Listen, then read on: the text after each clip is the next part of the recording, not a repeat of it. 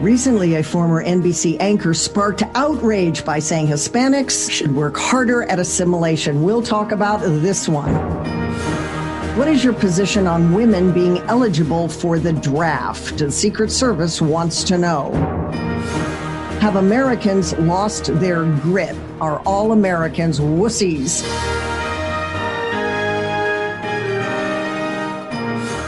Think America, where we reason first and then converse. I'm Terry Gilbert. This is America's Radio Town Hall, the unique show. I invite real Americans to come on the show with me to engage in thought-provoking conversation starters on all kinds of issues, many of which you won't see in your headlines or on television. It makes you think.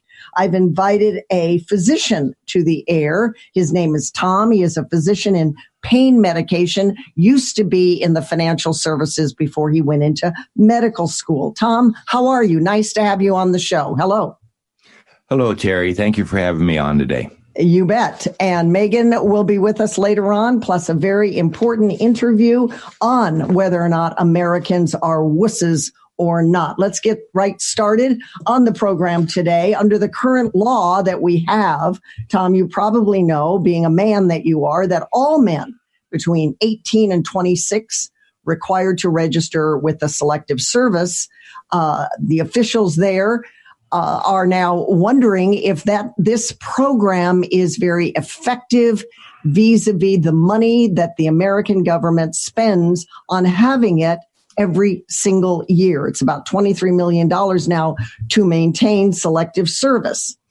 Well, Selective Service is done in the when people go into the government, into the military, in the event of a national emergency requiring the military conscription. The law remains in effect, even though our country has not had a military draft in more than 4 decades. Let me just jump right in with it before we get into our discussion on the back and forth. Do you think this is a good thing, Selective Service, right off the bat? That's the first question. And secondly, what about women? Because what's good for the goose is good for the gander.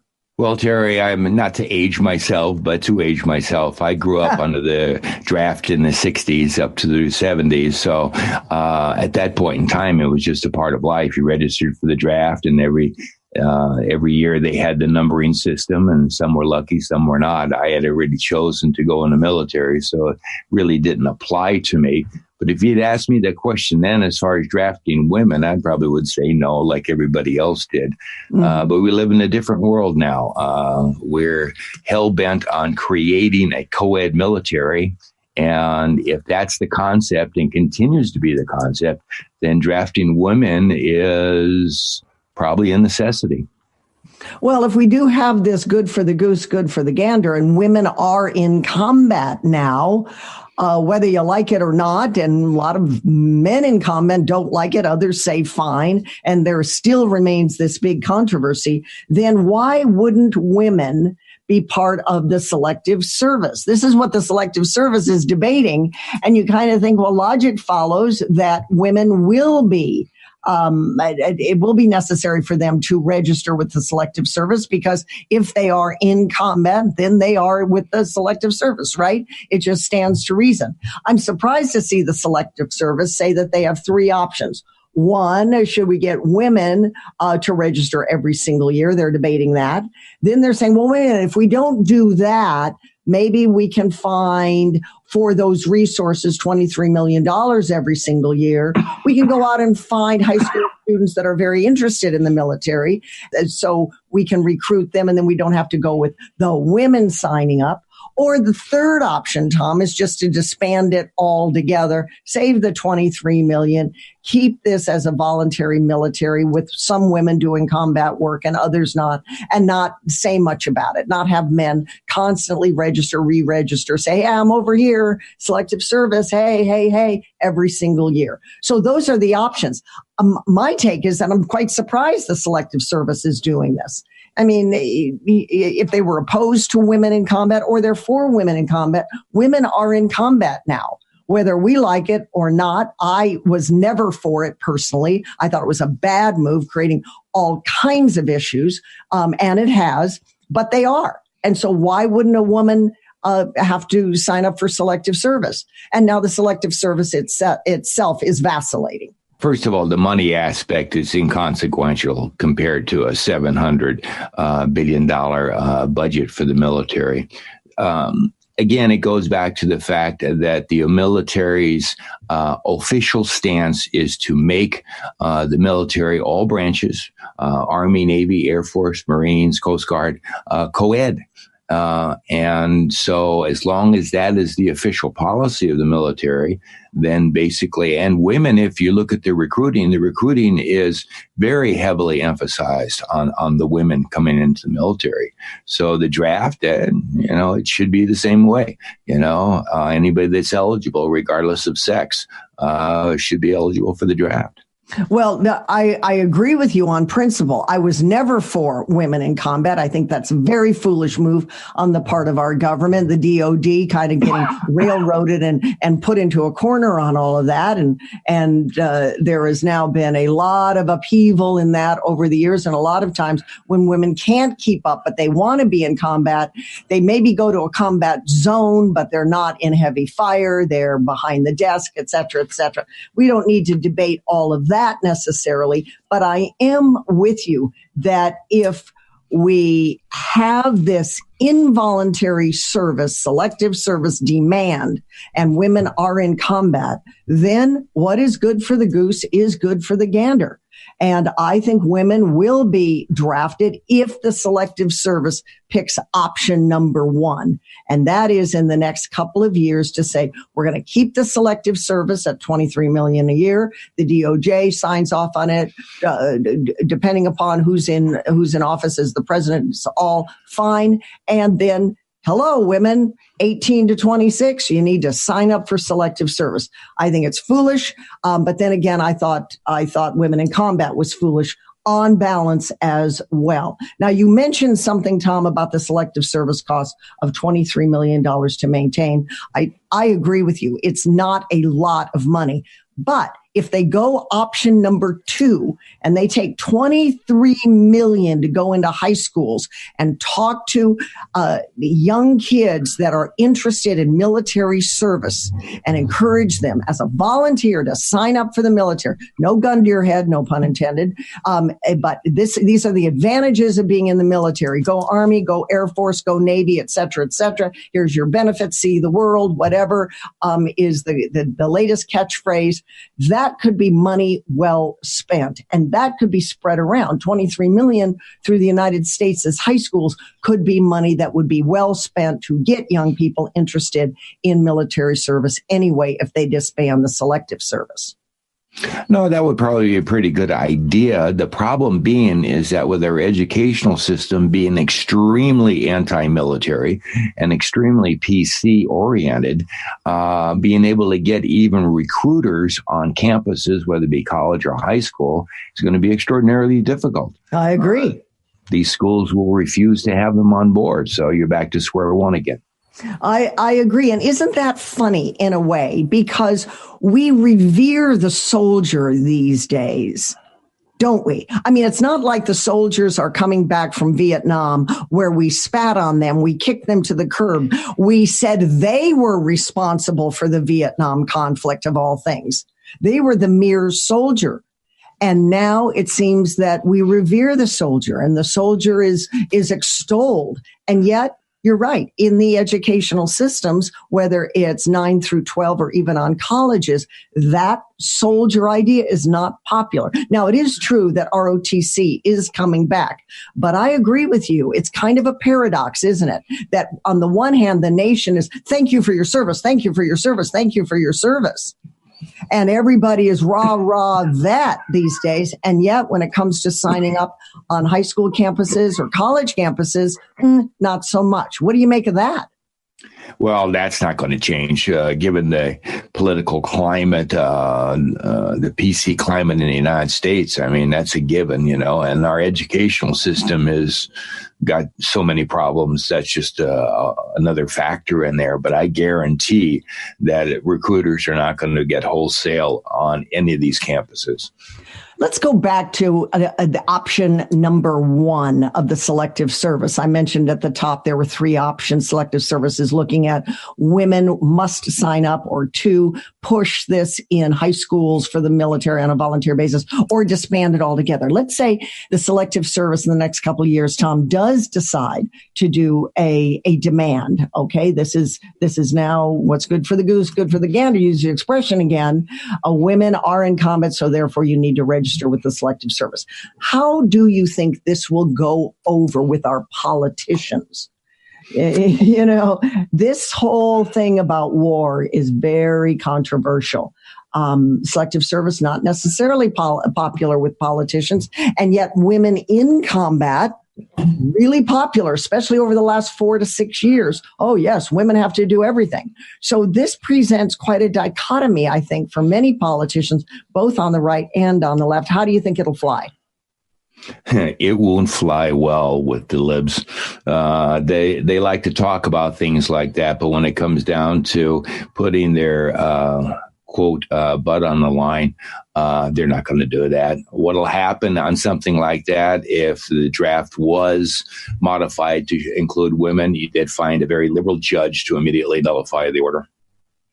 How do you think conservatives would look at it? I know conservatives pushed hard. Many politicians pushed hard against women in combat. And then some of them that were they sunk their heels in, their boots into the ground. No, women in combat are terrible.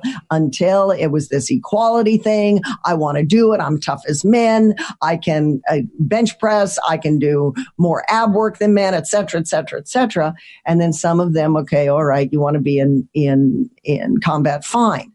But now they got a problem. Those on the right, you mentioned the libs. What about the conservatives?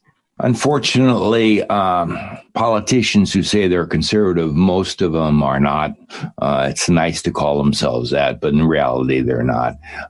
We're developing, and this is a whole nother topic, in basically a one-party system.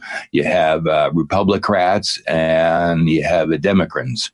You know, they're all the same. You know, you scratch one, it's like scratching another. Mm-hmm. Well, very interesting conversation. Thank you for your input on that. I don't see this going anywhere with regard to the selective service. I think they'll phase it out eventually. I think they will, because it's not a lot of money, actually. There's no love lost with it. It will stay status quo. Women will be in combat, and women will not be ordered to sign up with the selective service. It will be a non-issue. That's my take. And depending upon who the president is, that may change. But I think right now it's not on the radar, and it'll be just left there as it is. That's all the time we have for this particular topic right now here on Think America. Straight ahead, we'll talk about Tom Brokaw and his comments about Hispanics and the GOP. You're listening to Think America. Reason first, then converse. Be right back.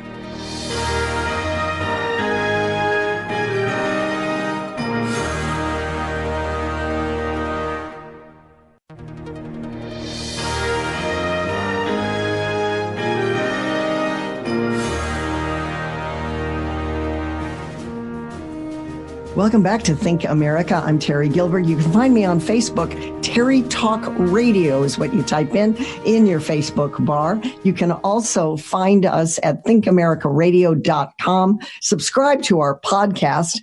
It is in the upper right-hand corner with the red bar. You can hear all kinds of archive shows. Be sure to subscribe there. Recently, former NBC News anchor, iconic anchor, sparked a lot of outrage by saying that Hispanics should work harder at assimilation.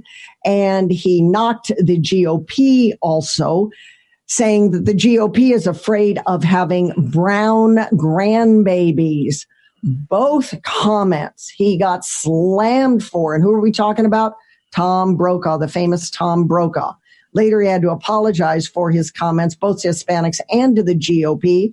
And I say even seasoned news veterans that have it generally trippingly on the tongue, they are seasoned talkers. They know how to handle material and whatever verbal spin they have to maintain their job. Well, this was a big oops for even a guy like Tom Brokaw. And yet, I heard all of that exchange myself. I heard it live when it came across. He spoke his mind very honestly. So he stepped in it in a PC world. He stepped in it, but he also said he spoke his mind honestly, and he looked very sincere, saying, look at the GOP. They don't want Hispanics voting for Democrats. They don't particularly want people that don't assimilate.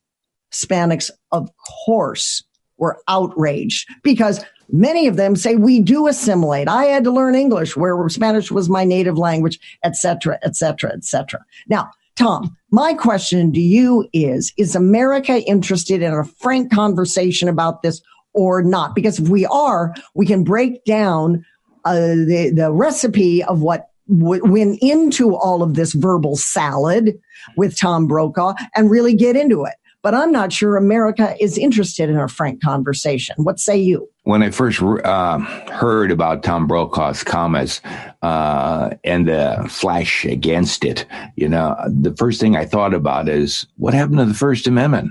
I thought we had freedom of speech. I thought we could at least try to speak our mind, without, the whole world coming against him. The backlash was because he spoke too close. He was too close to the truth. The Hispanics don't assimilate. Look at California. 60% of the Hispanic population there, and they're the major population now, don't speak English at the house. They speak Spanish. It's the way life is. Well, when you say they, this is part of I think the collective they or Hispanics or GOP. This is part of the problem when we get into it. If you say all in California, well, wait a minute. California is a huge state, 6th largest economy in the world. What do you mean all of California? What do you mean all Hispanics, Tom Brokaw? What do you mean all GOP, Tom Brokaw? This is where the group think is, it's wrong to go in this direction. For one thing, it's not true. And for another thing, you're going to get the PC police all over you. Now, if we want a frank discussion, you got to get into the nuts and bolts. You got to say certain areas within, the San Diego sector, the region near the border, et cetera, et cetera. But the problem with that, Tom, is that it takes work. It takes work to get your statistics trippingly on the tongue. People talk from an impulsive basis, a knee-jerk. Tom Brokaw truly believes that Hispanics in general don't assimilate and haven't assimilated very well over the years. You're right. First Amendment, he can say that. But then he's going to step in it when he does with the PC police because he didn't qualify these generalities. That was his problem. It was kind of lazy speech as opposed to speaking his mind. Go ahead. Again, we go back to the PC world where fear rides everything. You can't say anything about the Hispanics. You can't say anything about the Black population. You can't say anything about Native Americans. I mean, this is just one part of the problem. Because guaranteed, if you speak your mind on any of these topics, you're going to get lambasted, whether or not you're speaking the truth. To give an example on the Hispanic side, I was in Prescott, Arizona, which is about, the last census, about 95% white. I was at a church deal, and there was a marriage ceremony going on with Hispanics. There was at least 5 generations of Spanish people in this church viewing the wedding. English was not spoken. It was all Spanish. Even the youngest kids, 1, 2, and 3 years old, everybody spoke Spanish. Well, that is a specific example. I appreciate the example. What I don't like is the group think identifier when people say, well, women do this. Well, I'm a woman and I don't think like women on the left.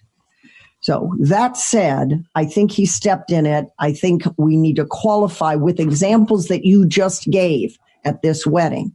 And that helps the speech and the semantics of it and the tenor of it go more smoothly.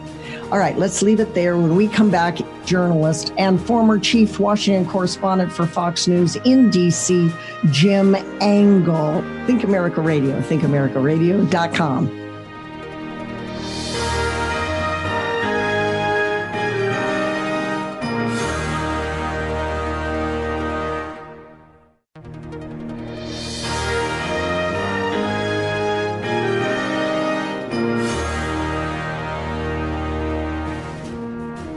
We're back on Think America. I'm Terry Gilberg. Straight ahead, I'm bringing back an interview I had that I know you're going to want to hear again because the news on this is so topical. It's what is fake news? News doing news on itself? Yes, because we don't exactly know what fake news really is. How do you define it?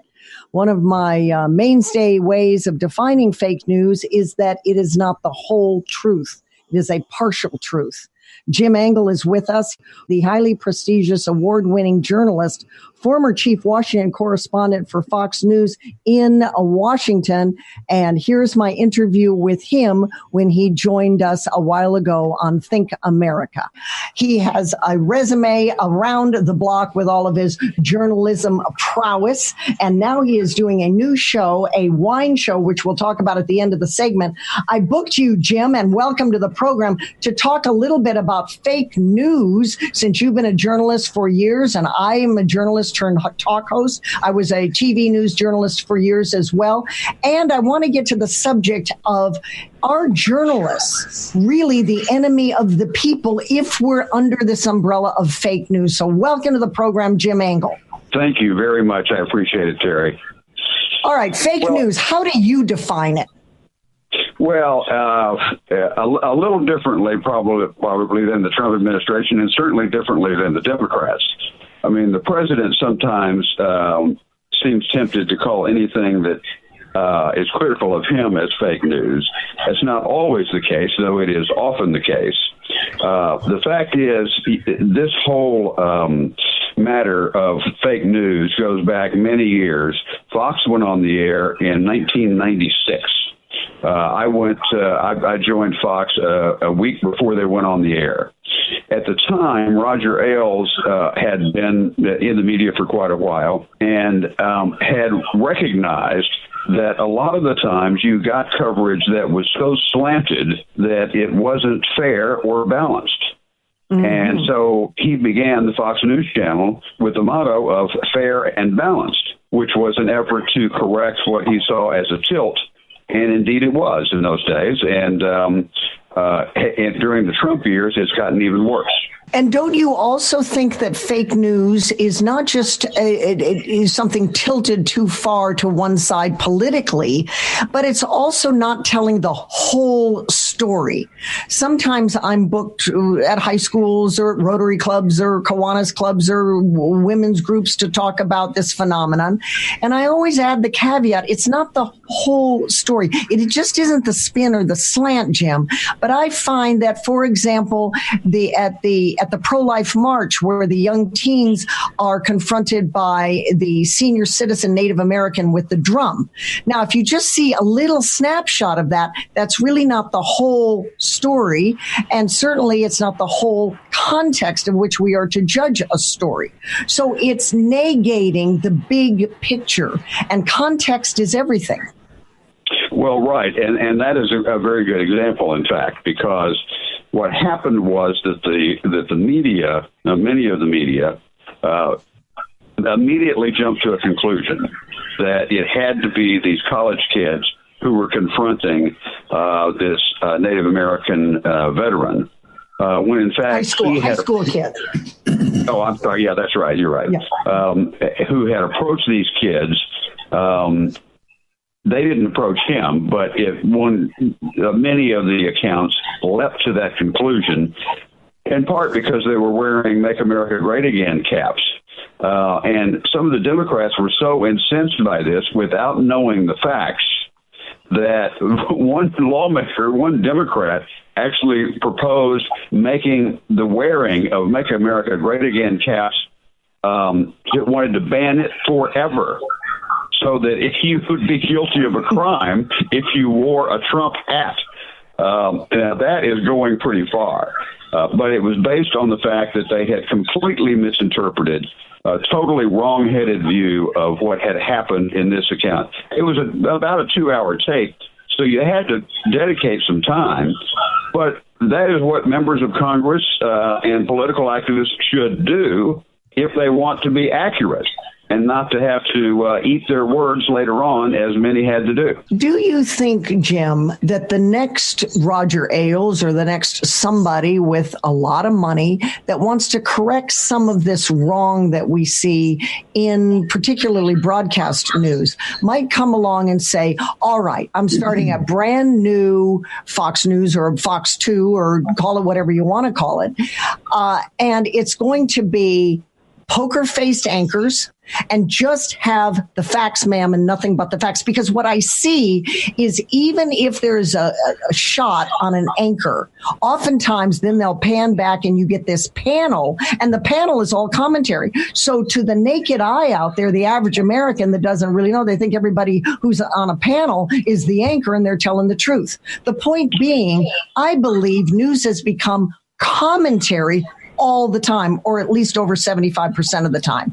And the average American can't distinguish, and thus it breeds this kind of two camps to listen to the news, either the camp on the left or the camp on the right. Yeah, and that's true. And, at least on Fox, the commentary is reserved for the evening hours for the most part.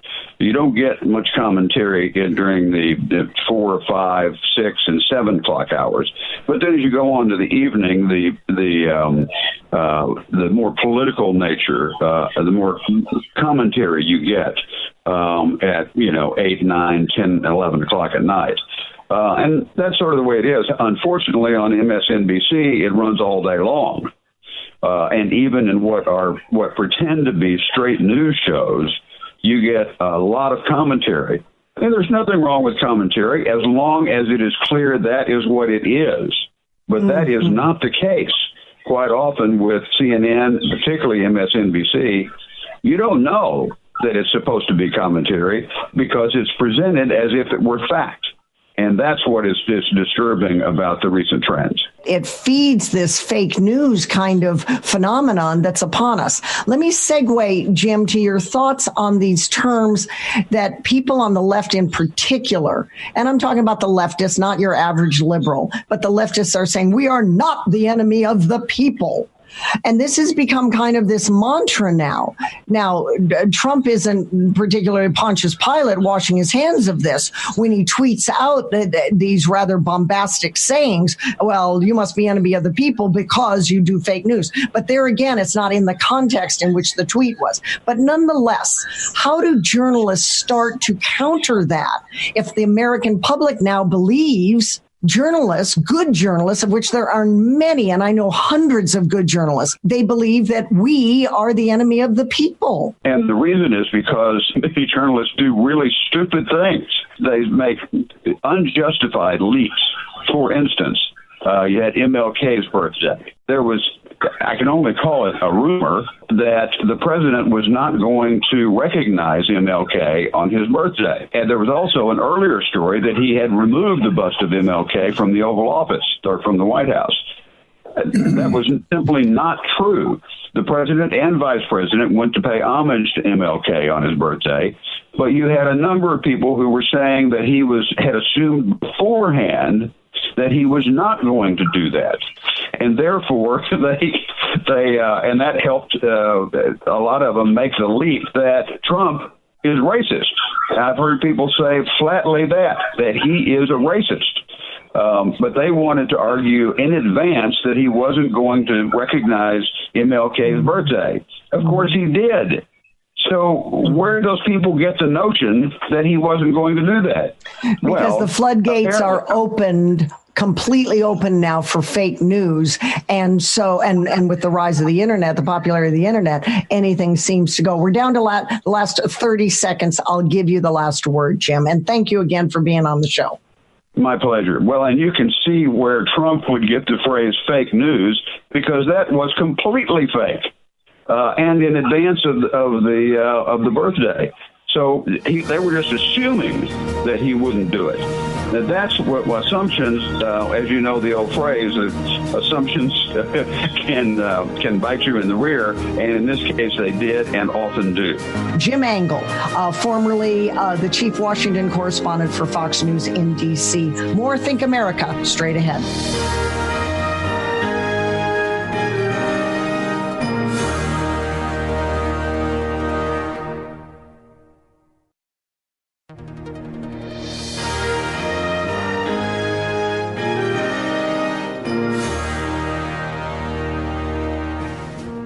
We're back on Think America. I'm Terry Gilberg with Tom, who is a physician, joining us as one of Terry's talkers on the program today.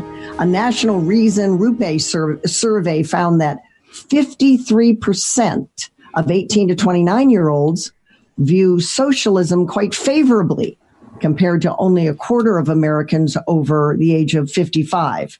In fact, in a storyline promoted in a 2018 tweet by Teen Vogue, Tom, it stated, quote, can't #end poverty without ending capitalism.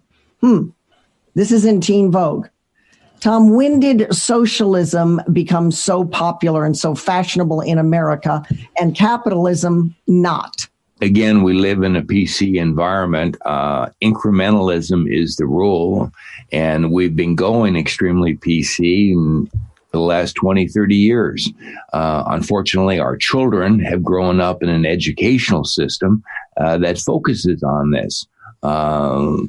Things like capitalism, business, that's not taught in schools anymore. That's frowned upon. Emotionalism is the rule. We've had millennials now that think that the world, they don't have to do anything. They're entitled. Everything is entitlement. You know, I'm entitled to free care. I'm entitled to free $100,000 a year to start out of high school. I mean, their demands are insane. Look at the new, even the new congressmen Democrats going into that have just been elected. Their demands are insane just in 30 days. What should the pushback be? I was speaking with somebody last week whose parents were in Russia, Soviet Russia, managed to get him here, grew up, but he speaks Russian and English. He talked about how his father was under that system, his mother was under that system, his grandparents were under that system, et cetera, et cetera. And the harsh reality, this is not in our schools. We are too soft. He completely points to, look at Venezuela, look at North Korea. And yet these ideas that we can see on the television from Venezuela or North Korea, not that there is a lot of TV out of North Korea that we can see, but nonetheless, North Korea is in the news. This is not getting into our high schools. It's not getting into our colleges. And therefore, this idea of socialism is wonderful. It's joyful. It's what Ocasio-Cortez keeps saying, well, this is the level the playing field. This is what we need to be promoting. The rich are evil. Capitalism as a system has brought on rich, greedy, evil Republicans and even some blue dog Democrats that buy into all of this. And therefore, what's wrong with leveling the playing field? We're all alike. We're all happy to be alike. Socialism is good. The teacher, in other words, is Alexandria Ocasio-Cortez. I try not to listen to her. There's only so much I can stand in life, you know. But anyway, again, you hit the root. We're looking at a millennial generation that has grown up with emotionalism, grown up with an entitlement mentality, and they're again trying to interject reality into that is going to be extremely difficult because all they know is how to be emotional. All they know is I'm entitled. Why can't I have this? Just like a little baby, 1 or 2 year old. Why can't I have this? They never grow up. Their teachers are their peers. It's the millennial peers that have not known big hardships. They have not known a lot of struggle. They have not known anything in high school or in college about socialism. They look around and they think, oh, it's trendy. It's the new fashionable thing. So they look to people like Alexandria Ocasio-Cortez, otherwise known as AOC, as their role model. They have no understanding of what socialism and which is the next door neighbor. Some people say it is the cousin or even the twin to Marxism, Leninism, hardcore communism. Now, some people say, like Bernie Sanders, well, he's a Democrat socialist. But I point out when he says things like that, Democrat is the adjective. Socialist is the noun. So what he's promoting is socialist. And they do this by way of talking points on the left. And of course, the two coasts are all about the left. Los Angeles, New York, for example. And so young people think that is the trendy thing. That's what we should be all about. And that's what I think Ocasio-Cortez's problem is as well. Here again, the bottom line is going to be how to re-inject reality to a newer generation. That is a large conundrum because everything, the media, the education, the government, everybody supports this socialistic entitlement PC world. Yeah, it's going to be a hard thing to tack right on. We'll hear what Megan Porth has to say right after the break. Stick around.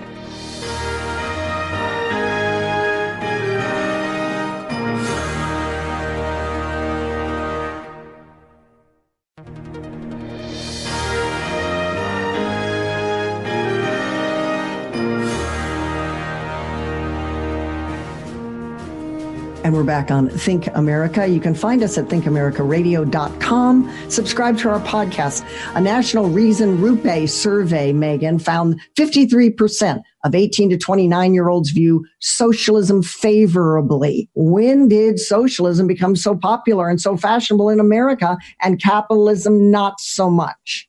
It's not one distinguishing thing that happened. And I think some of them are actually good things, Terry. For one, millennials have the power and the freedom to be careless in their views, to be open to different ideologies like socialism, like communism, like capitalism, and that they have the freedom to even address and think that way means that we must live in a prosperous time. They have grown up with so much prosperity that they are so far removed from the horrors of socialism that they are allowed to be careless in their thoughts. This is also something that could have easily had happened in the 60s as well. Baby boomers who were hippies, my guess is when they were between 18 and 29 years old, they would say, yeah, down with the man. We don't like free market capitalism. We don't like these big businesses. And yet their parent counterparts would have said, oh no, you don't understand the horrors of socialism and communism. This is not what you want. So I actually think it's a good thing because these children have enough freedom in their lives and prosperity to be careless with their thoughts. I don't think that they believe that they like socialism in the way that you understand socialism. I think that they like safety nets. But I do believe that when it comes to understanding what socialism is and what they truly want, they're actually looking for more of a socialist democracy. And that is something that I can see them jumping on board for. And honestly, Terry, it's something they've grown up with. We are getting closer and closer to a socialist country here. We have socialized medicine, we have socialized education, but what we see that's prospering are some of these free market, interesting companies that are out there, even the Teslas of the world. And Terry, I can tell you, if 18 to 29-year-olds truly believed that communism was the way to go, then some of these highly risk-averse and profit-driven companies would not be investing in the United States. People would be leaving the country, and people would be pulling their money out of it. So that's really what we should look at. We shouldn't necessarily look at all of the various polls that are out there because there's way too many variables. Watch the money. That's the great part about the free market. Watch the money. But young people aren't watching the money. They've had it too soft. They haven't earned a lot of it. A lot of it is either live on the dole, it's okay, get lazy, get slothful, or trust babies. I don't see a lot of kids really very ambitious about getting money because that's the capitalist way, right?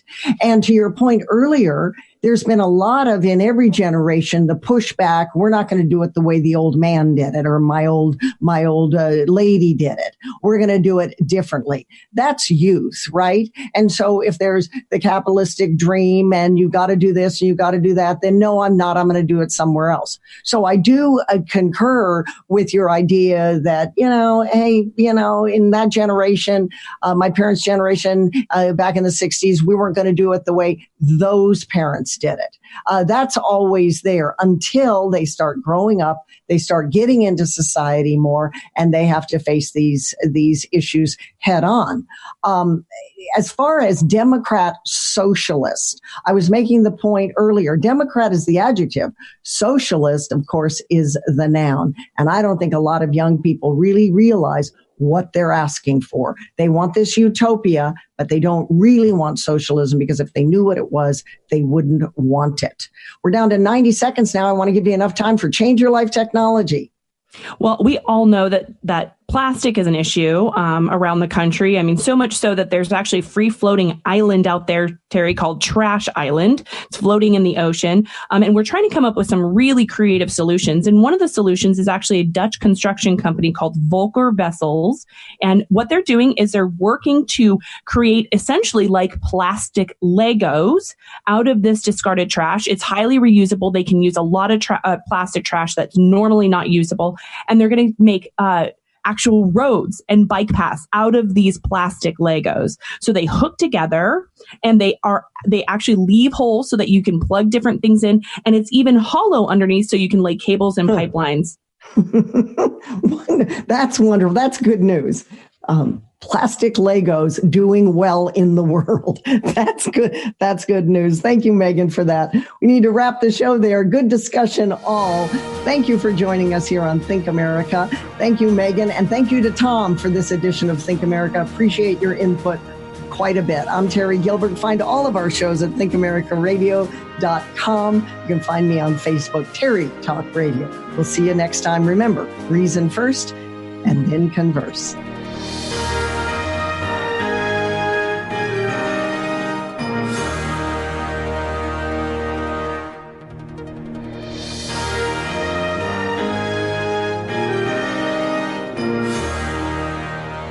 The compound found in the cannabis plant apparently going mainstream in bars and coffee shops. We will talk about it. Has America become something of a police state with the Roger Stone arrest? That was an unusual sight. What about that? We'll have that on the program as well. And the issue of certificates of marriage. Should a state just drop that practice altogether? We'll have a great discussion on that straight ahead here on the program.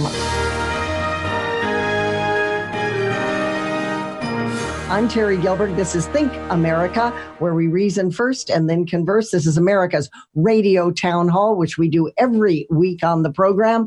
I invite real Americans to the conversation on thought-provoking conversation starters on real topics that affect us all day long here in America, and even beyond when we travel beyond our 50 states. Tom is with us. Tom is a physician, used to be in financial services before medical school, but now he's a pain doctor. Hello, Tom. Nice to have you on the program. Hello, Terry. Thank you for having me. You bet. Let's get right to it. I want to get into this Roger Stone arrest. Many, many, many Americans looked at that and said, wow, that is over the top. Guns drawn, 29 FBI agents in combat gear, flak suits, and there was even an amphibious vehicle. There was helicopters. There was police cars with the lights going, night vision equipment, all panned out before dawn on a Friday. It seems that these things do happen on Friday in front of a Florida home of President Trump's former campaign advisor, Roger Stone. Now, a lot of people prior to Trump coming on the scene, Tom, didn't know who Roger Stone was, but he's a Republican operative from way back, even prior, of course, to Trump and to the Clintons. He has been on the scene, in the background, in the wings, so to speak, for many, many decades. At the time, 29 FBI agents came and descended on his house, asked by one agent if he was Roger Stone. When he showed up in his pajamas, he answered, yes, I am. And then he was served with a 7-charge indictment, a federal indictment, 7 charges, and was physically arrested. Yet Roger Stone has never committed a violent crime. He doesn't have an arrest record. He owns no guns. And he says he had an outdated passport, so he couldn't have been much of a flight risk anyway. So let's get into it. Why didn't the DOJ or the FBI or them together just call Rogers an attorney? They know who the law offices are representing Roger Stone, and say, listen, bring your client in. We have an indictment to hand him. It's going to be on a certain date. We'd like you to cooperate with us. Why the big guns ablazing? This is a very scary incident. My first question when I look at this is saying, who ordered this? Some higher up official in the DOJ or the FBI or Mueller ordered this overreach of into a police state type of a tactic. It was deliberate, akin to what had happened to Manafort, but only on a higher degree level. I watched the tapes of this. It was insane. It reminded me of, insanity that happened before in a police state. But somebody ordered it. We've got a DOJ. That's the biggest problem that is out of control. Trump is supposed to be in charge. This is his agency, but I don't know who's behind all this stuff. This is scary. Well, this is Christopher Wray's FBI. That's number one. But it's Whitaker who's interim before William Barr gets into office, his DOJ. My guess is that it came through Whitaker maybe allowing and having hands off, like a Pontius Pilate hands off, allowing Rod Rosenstein, who is the super over Robert Mueller, to work with Christopher Wray. And it strikes me that it's a Rosenstein that ordered it, rather than pick up the phone and call the attorney for Roger Stone in Florida and say, listen, get your client's butt in there. We've got something for him. Let's do it Thursday morning at 11 a.m. or whenever. To have this kind of overreach looks really bad for the DOJ, I think, really bad for Christopher Wray's FBI. I think it probably came through Rosenstein, who is 1 foot out the door from the DOJ anyway, because when William Barr gets confirmed, and I do think it will be a confirmation, he's already said he will leave office. I'm talking about Rod Rosenstein. So let's do a big bells and whistles, and to rub salt into the wounds, to tip off CNN of all the media outlets, to give them the run of the day, to be at the ready. And there they are, photographing the helicopters in the early morning darkness before dawn, to the expense of the other media outfits. It's particularly embarrassing for the FBI because it shows that they're biased, although I do think it's coming from the DOJ. And one other footnote on that, media sort of a monopoly there of the news with CNN.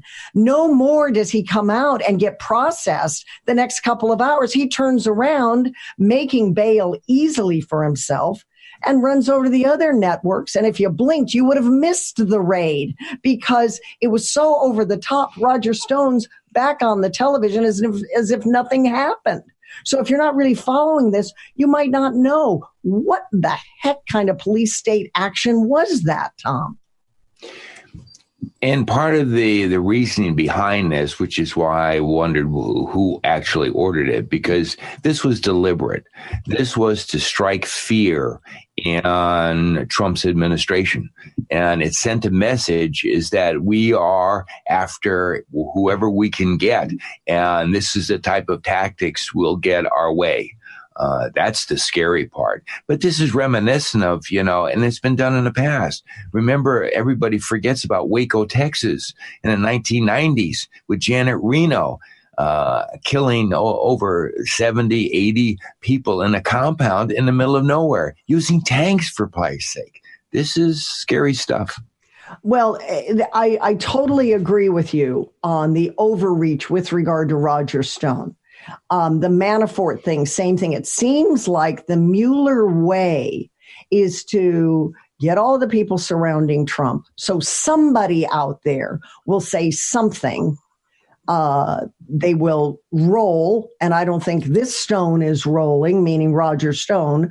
I think the idea is to get somebody to say something incriminating against President Trump, and then that is the collusion that Mueller is looking for.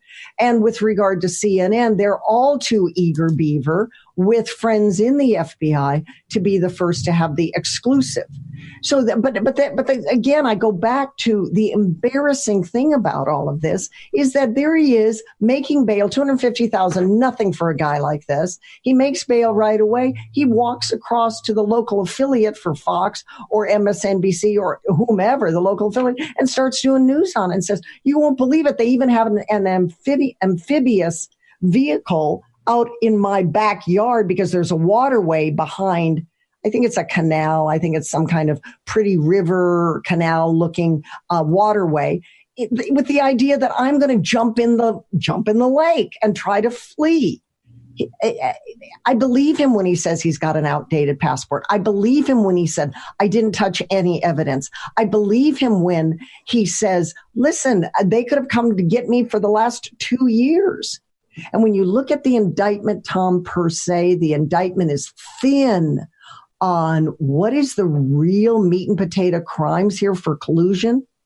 The indictment is all about him being an alleged liar and not necessarily like a would-be terrorist or a meth head with a meth lab in the back in his basement, for crying out. This is the kind of stuff we see in movies. And it seemed like CNN was sort of directing this roll camera the minute the FBI knocks on his door and says, we got a warrant for you. So it was very movie-esque. And I think it was embarrassing to the Bureau. I think it was embarrassing to the DOJ and embarrassing to CNN. And you're probably right. But again, I don't think they think along those lines. To me, this was an episode to instill fear. And as long as they accomplished that purpose, they were happy. Do you agree with me that could have been Rosenstein because he's the supervisor for Robert Mueller? And I think this is what Robert Mueller wants. He wants to pull out all the stops, use all the tools in his toolbox through Rosenstein. Rosenstein says, yeah, no problem. He could probably be a flight risk. Well, he knew damn well he wasn't a flight risk. I think it came through Rosenstein. What do you think? And that probably is true. Rosenstein and Mueller are both different sides of the same coin. I mean, they go hand in hand way back when for at least 5, 10, 15 years. So this whole thing, the Department of Justice, I'm sorry, is a very corrupt organization. And I think it's infected not only its internal, it's infected the FBI. This is a can of worms in there. I don't know what Trump's going to do about this. Where do you suppose Whitaker was on this? I think he washed his hands. That's scary. I think he was overruled myself. Uh-huh. Well, then I think we're kind of in agreement. Now, let me turn our conversation to this, Tom. Do you think President Trump did enough to push back on tactics like this? After all, Roger Stone has been his friend for decades. Wanted Trump to run far prior to this 2016 election cycle. They have worked together in the past. It seems to me that Trump could have said more, but then again, he's running the country and fighting Pelosi and trying to get the wall built, et cetera. Do you think the president did enough on this? No. I think, unfortunately, he's been setting a bad precedent with DOJ. The DOJ should have been cleaned out when he assumed presidency. Unfortunately, he put Sessions in, who was very much a milquetoast and not a firm leader, and he's paid the price for the last 2 years. And so he's not a stupid president. He's not a dumb man. What's up his sleeve? We're down to the last couple of minutes. What do you think? I don't know, because I wouldn't be doing the stuff that he's doing, especially with the DOJ.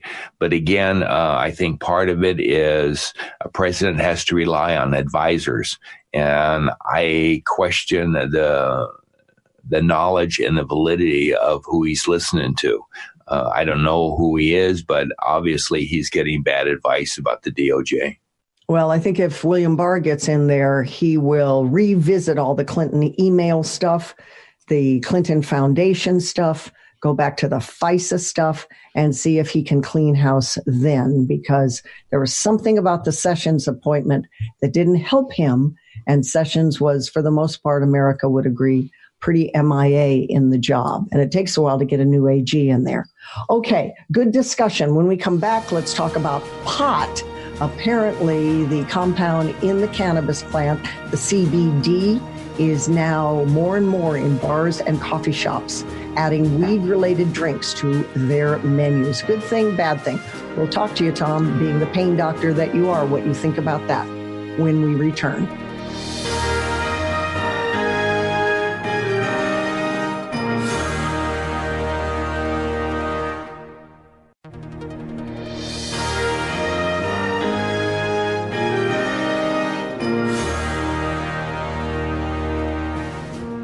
Find Think America Radio on our podcast. You can get all of our archive shows. Just download them. It's very easy. ThinkAmericaRadio.com.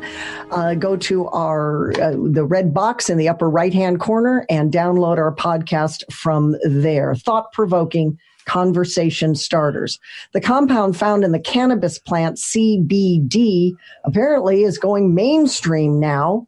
Bars, coffee shops are adding weed-related drinks to their menu. Now, seems that weed is already in some coffees, some cocktails. Weed is in some pet treats, but now it's becoming more and more mainstream. And users swear that it relieves their anxiety, that helps them to sleep, it eases their pain. They say this is the good stuff from marijuana. But is weed and more of it, even the good stuff from marijuana, Tom, a real good thing for society? What do you think? Again, I tend to be very much a traditionalist in this. I grew up in the pot era of the 60s and 70s, and the evidence never showed any medical benefit at that time. And 50 years later, it's still very dubious on any medical benefits as far as pain relief. There have been some studies, very few, that show pot helps out high-end cancer patients, but that's about it. The plethora of effects are of pot, saying that it relieves any number of medical disabilities, pathologies, has not been borne out by studies. Isn't it true that most of the studies, particularly with cancer related, and then we'll cycle back to marijuana being in bars and coffee shops more and more. But I just want to be clear. You're a physician and you deal with pain medication all the time, particularly, my card says, with veterans and PTSD victims. All right. Isn't it true that the advantage to using marijuana as a therapy is strictly for nausea? It does nothing to cure cancer. It's just for the nausea benefit and nothing to really help against pain. The pain would be more opioids. Do we have that right? Is that pretty clear in the literature?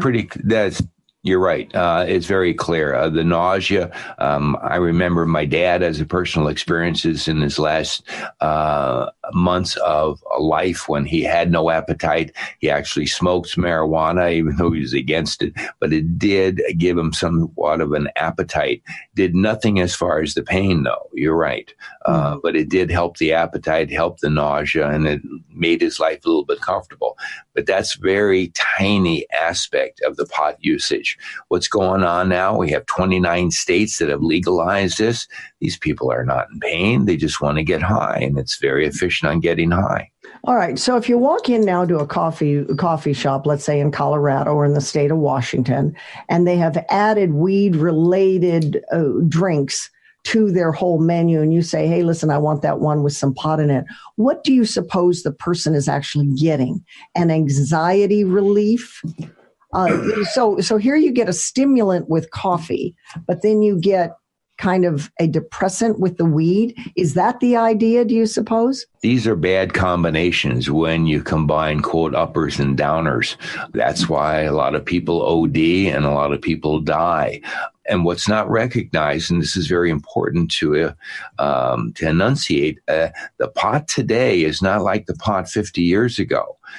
This pot is hybridized marijuana, and it's 10, 15 times more powerful than what the weed that everybody grew up in is 60s, 70s, and 80s.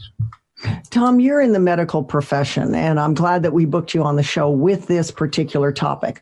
Why can't we, you, America, people at the CDC, laboratories, brainiacs that deal all day long with research, R&D, get pot so that it is regulated and can be used for some of the medicinal purposes that those that say that it is wonderful for, let's say for nausea?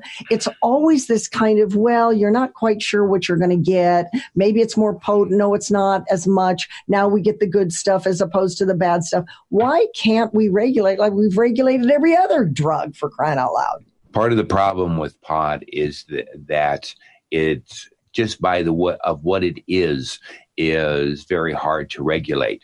If you go to a dispensary nowadays, you'll get your ounce.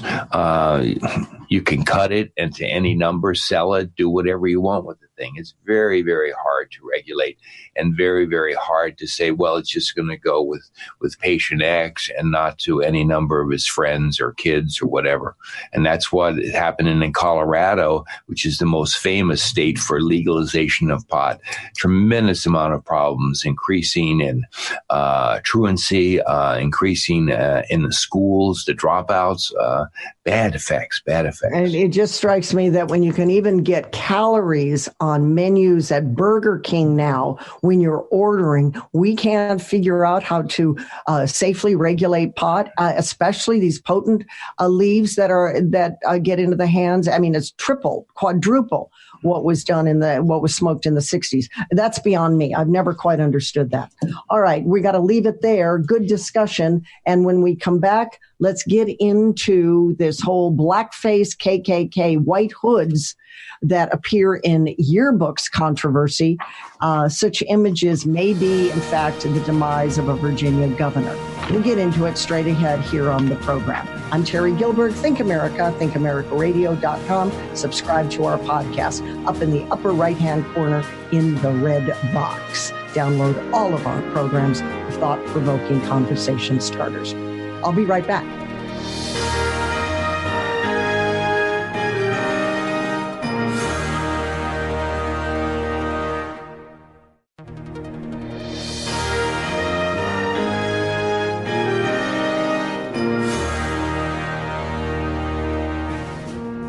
Welcome back to Think America with Terry Gilbert. I'm delighted to bring a member of Project 21's National Advisory Council of Conservative Black Scholars and Advocates on board. He is Christopher Arps. He's joining us now on this whole controversy with regard to yearbooks. Once again, a yearbook from 35 some years ago has surfaced, and it might be the demise of a Virginia governor. It was, at least this past week, an issue. Hello, Christopher Arps. Nice to have you, sir. Thank you for having me on. Really appreciate it. Christopher is also the managing partner of Capital Consulting Group, which is a digital and political consulting group, and he's the co-founder of MoveOnUp.org, which is a 43-state network of conservative and moderate Black Americans. What did you think when you saw a photograph of blackface and the KKK hood and garb and robe next to the governor of Virginia's picture in a medical yearbook? What did you think? Well, I have to tell you, personally, I don't get offended by that type of stuff. My skin is a little thicker than that to be hurt by it or be offended by it. But the first thing that came to mind for me was just the irony involved with Kavanaugh and with yearbooks. And it just also was the irony of So the Democratic Party is a party of tolerance and the ones that care about minorities and all of that. But they're caught in a kind of duplicitous situation where here's your governor that is, admitted being in blackface, has a Klansman and another blackface person on his yearbook page. It just shows an interesting contrast to me. And so that didn't bother you because it was so long ago, or because why exactly? You say you have thicker skin, but nonetheless, it's offensive.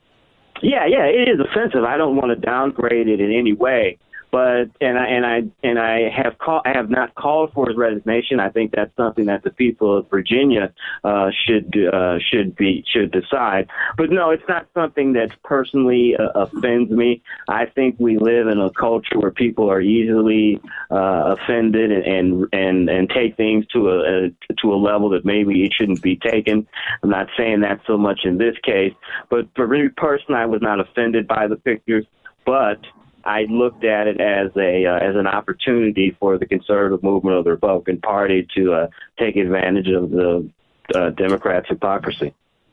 Yeah, it is hypocritical, that's for sure. I heard through the grapevine this past week that a medical student also in that graduating class was so offended that his co-doctor friend from 1984, I don't know how friendly they are now, and the person's name still hasn't surfaced to my knowledge, but was so offended by the idea of killing a baby that has survived an abortion when the Virginia governor went on a national talk radio show. I believe it was national, it was talk radio anyway, and talked about, well, this is what we do. We resuscitate it to the degree, and then the mom and the doctor talk. He was so offended by that he was the one who found this yearbook and leaked it. Now, that sounds like somebody who's out there to politically trump the governor. I don't think it's a coincidence. I wouldn't think you would either think it's a coincidence. And now these things from our past are weapons, right? And so this yearbook thing has surfaced again.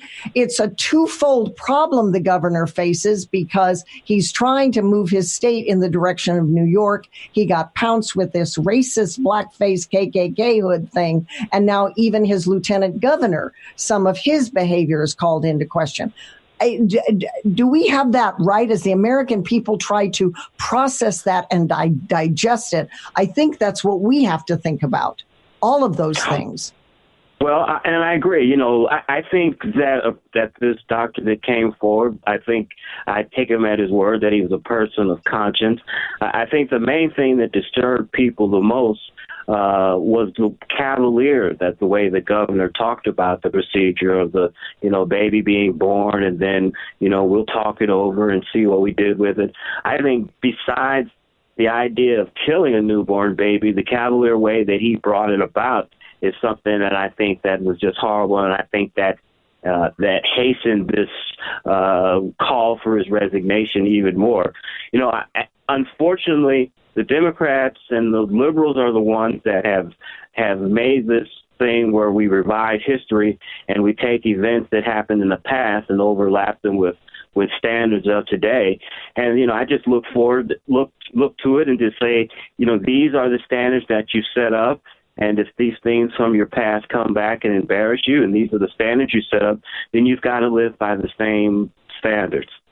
Well, to me, 1984 is not so long ago. I mean, I was in the 3rd and 4th grade and knew that KKK white hoods and blackface was verboten, that it was racist, that it was ugly, and short of the N-word or a lynching, for crying out loud, that was right up there, maybe second to a lynching, or calling someone the N-word with an expletive in front of it. I mean, this was just, you do not do this. This is horrible, horrible behavior to say to another fellow American. So the idea that 1984 was so long ago, this guy is graduating from medical school, for crying out loud.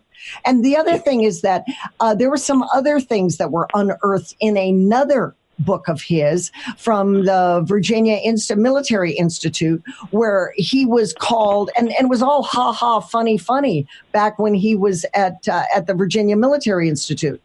Funny, where he referred to African Americans or Black Americans as coon men, or he's the coon man. This is abominable. It's abominable. And the idea that the left and those who vetted him on the Democrat Party never caught this, that's amazing to me.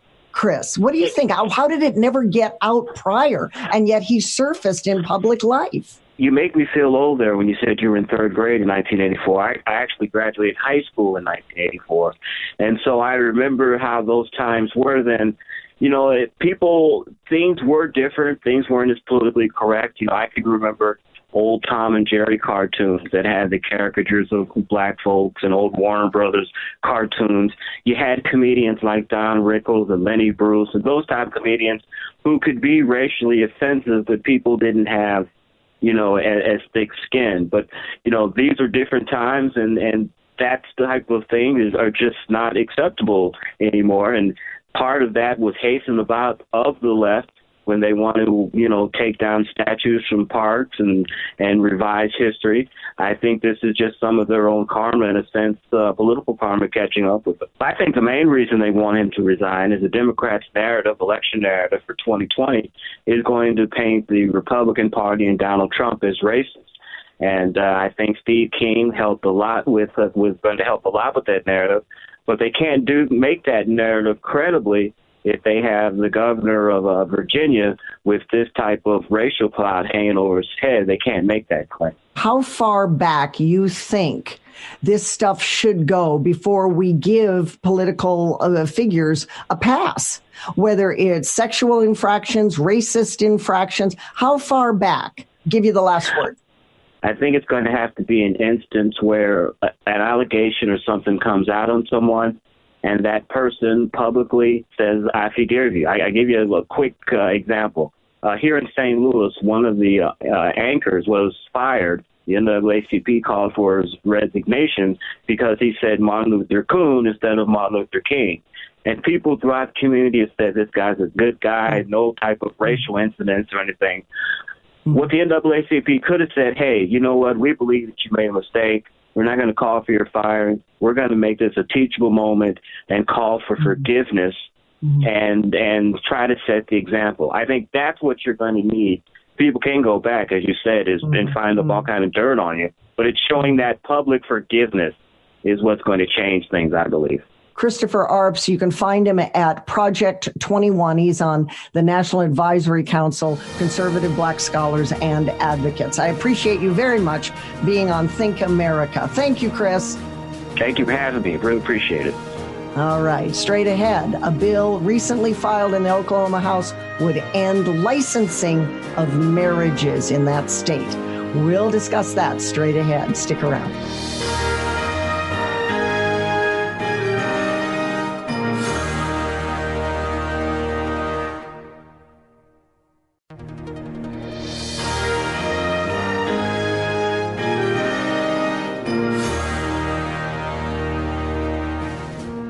We're back on Think America. A bill recently filed in the Oklahoma House.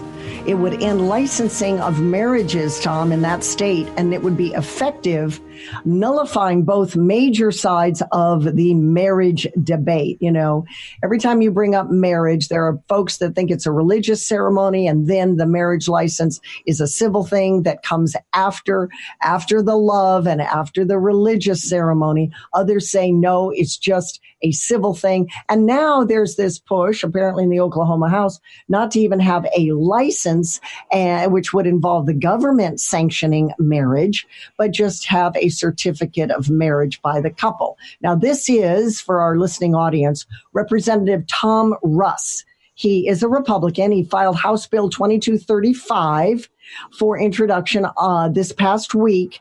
The legislation would end the issuance of state marriage licenses, and instead the state would record a certificate of marriage after that wedding, that marriage has contracted by a formal ceremony. Of course, it doesn't have to be a big wedding. It can be very small. It can be justice of the peace, but the wedding ceremony is solemnized somehow with a seriousness, of purpose in front of at least two witnesses. So what do you think of this on the surface? Do you think it can get the government out of our bedrooms by getting the government out of marriage?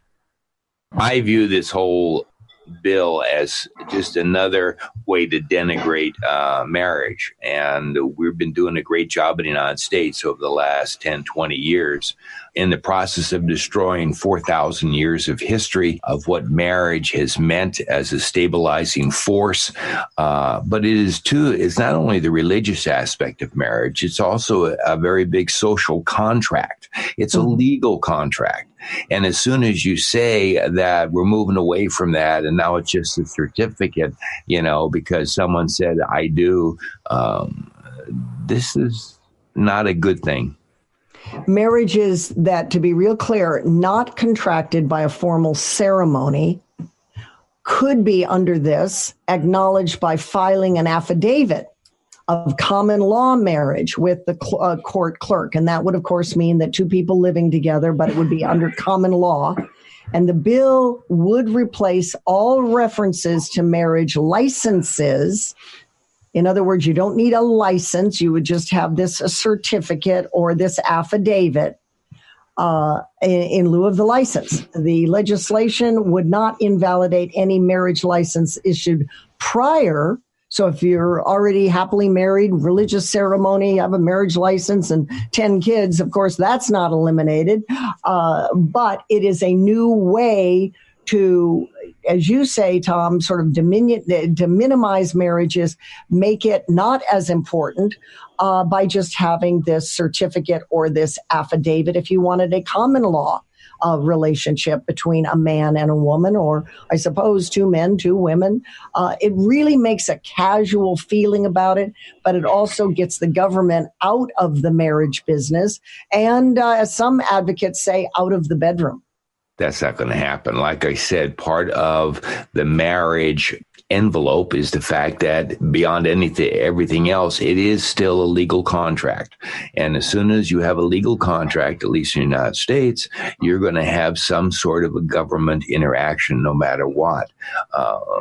You mentioned also that the contract is going to be totally open-ended. It can be with anything, and that even more so is going to be troubling.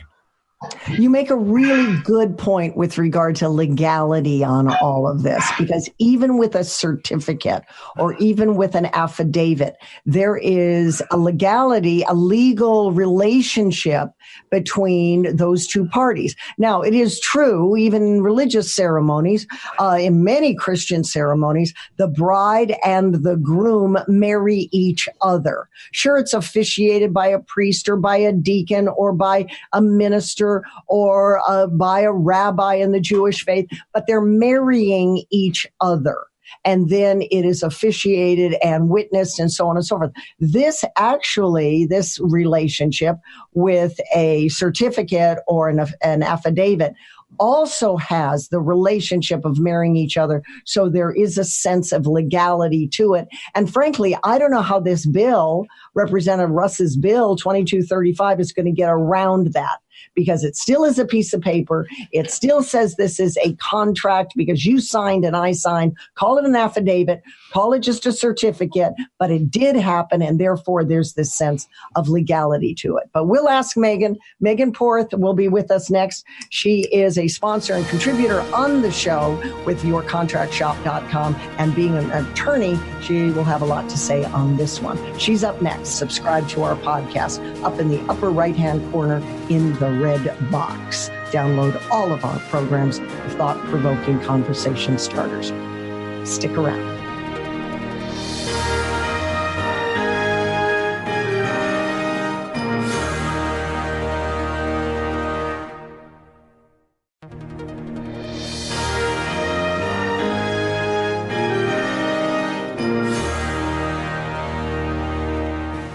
Megan Porth is with us. She is a contributor and, of course, sponsor of Think America. She's an attorney and owner of YourContractShop.com, an online law office that deals with your contracts, simple to the complex. Find her at YourContractShop.com. We've been talking about marriages. I'm sure you as an attorney have a lot to say about this. This would be a new bill in Oklahoma, moving legislation to end the issuance of state marriage licenses for a certificate of marriage or even just an affidavit of common law marriage.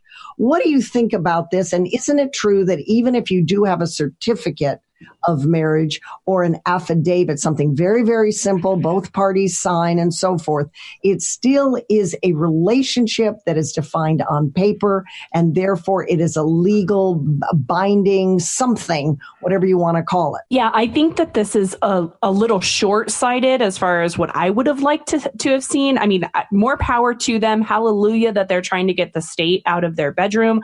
I absolutely love the concept. What I would have loved to have seen, though, Terry, is an emphasis on the contractual portion of the relationship. So you can get an affidavit, you can get a certificate. Great. The government doesn't have to be involved. They don't have to sanctify my marriage. They don't have to approve it, which is exactly what they're not in the business or nor capable of doing. But I would love to have seen it taken a little bit further, where we actually have contractual agreements that lay out and dictate what the relationship looks like.